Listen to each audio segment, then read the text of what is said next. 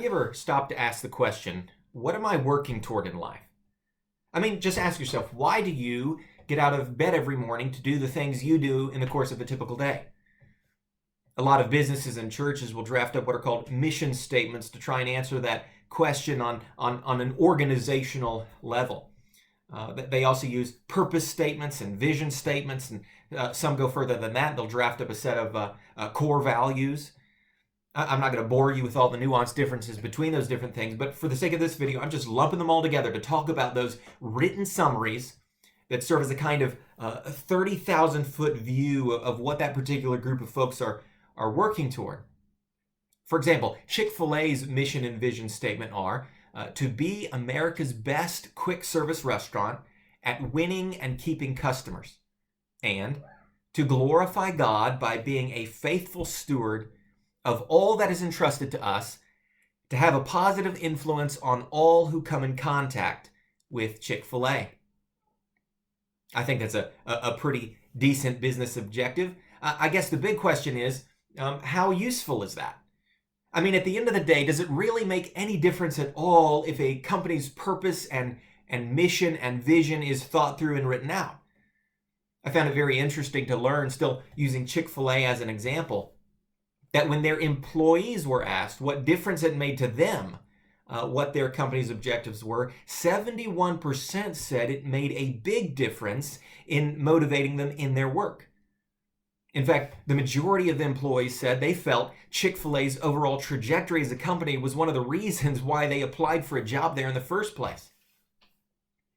In addition to the employees, a big reason Chick-fil-A's customer base keeps returning to eat with their families isn't just the fact that they make great chicken sandwiches, which I suppose that has to be a part of it, but it's because of the well-articulated reasons Chick-fil-A gives for their existence at all. It's something people who share and value those same interests want to support and rally behind. Well, while a lot of businesses and churches use mission statements to guide them, what I'm wanting to propose to you is that I believe such written statements can be just as helpful and useful, if not more so, not just for businesses and churches, but for individuals and families as well. Now, you may think I'm crazy. It may sound silly to you at the thought of drafting up a formal mission statement for yourself or for your family. But I'm going to ask you to just hear me out on this. Even if you never share it with anyone, I have found the benefit, especially when I'm neck deep in the trenches of my own personal to-do list, to be able to pull out on occasion a kind of pre-charted map, right? Or a calibrated compass to help me navigate where I'm trying to get in life. Rather than getting lost in the weeds and spinning my wheels in the mud of the daily grind, it has been helpful to have a clear reference point to know if I'm even making progress on the days, weeks, months, and years that tick by. If you want an example of someone from history who did this sort of thing and who took the time to write out a personal mission statement for himself, referring to it often, resulting in what I believe was a life well lived, I can point you to a man named Jonathan Edwards. Who was that great American preacher and theologian in the 1700s who helped spark the First Great Awakening revival.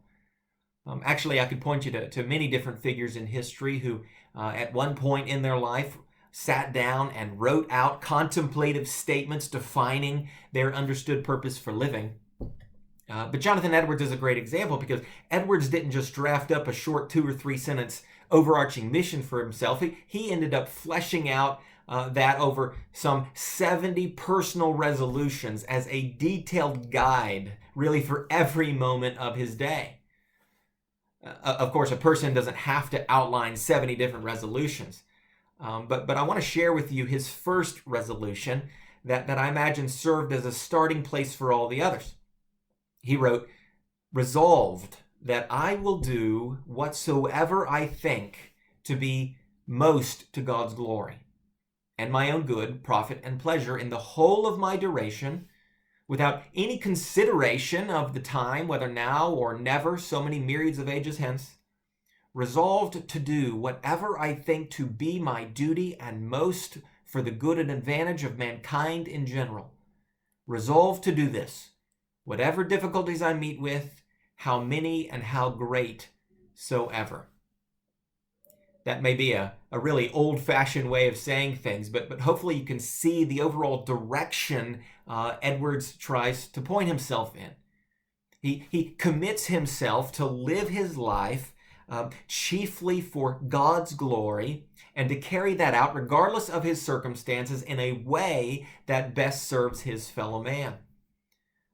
Some years ago, I sat down and tried to write out a simple mission statement for myself, which I have honestly used and referred to on a regular basis to try and gauge where I am on the map of getting to where I'm trying to get. And there's no magic formula to writing out these things. I just tried to think about what my different roles are in life as a husband, as a father, as a pastor, and so forth. So I'm thinking categorically here in terms of the different hats I wear. I also tried to think biblically in terms of having priorities that aligned with the same priorities the Lord assigns in the Bible. But here's what I wrote down. After some time of study and reflection, I wrote for myself, my personal life goals are to glorify God by His grace through the continuous pursuits of knowing Him and becoming more like Christ, enjoying and investing in my wife and family, having a positive impact on my church and community, and living a peaceful and quiet life. So there you go. That's the 30,000-foot view of my personal life goals. And I will say I've also taken the time to try and flesh out some of that in each of those different categories and what my aims are for how I think each of them needs to look in practice. I'm not going to take up your time to work through all of that, but the point is to be deliberate and to give the time and to give the thought to define what you are living your life for. It can be helpful, not only for individuals, but I would say it can be helpful for families as well.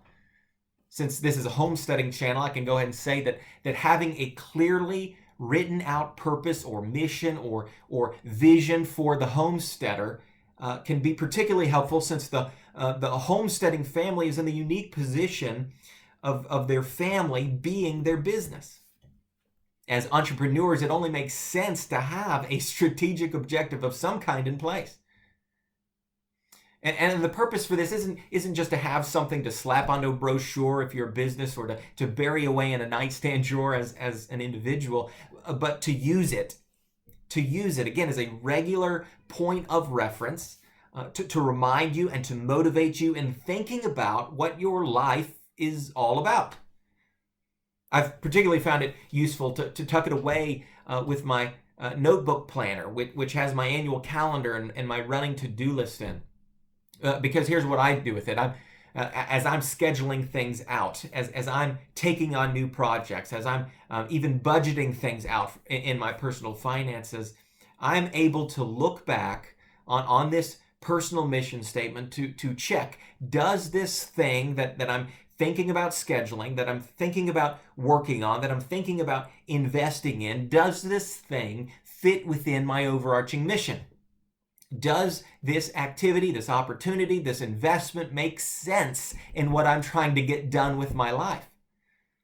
I'll tell you, asking those types of questions makes it a lot easier to know what to say yes to or what to say no to. It makes navigating the day-to-day a lot easier.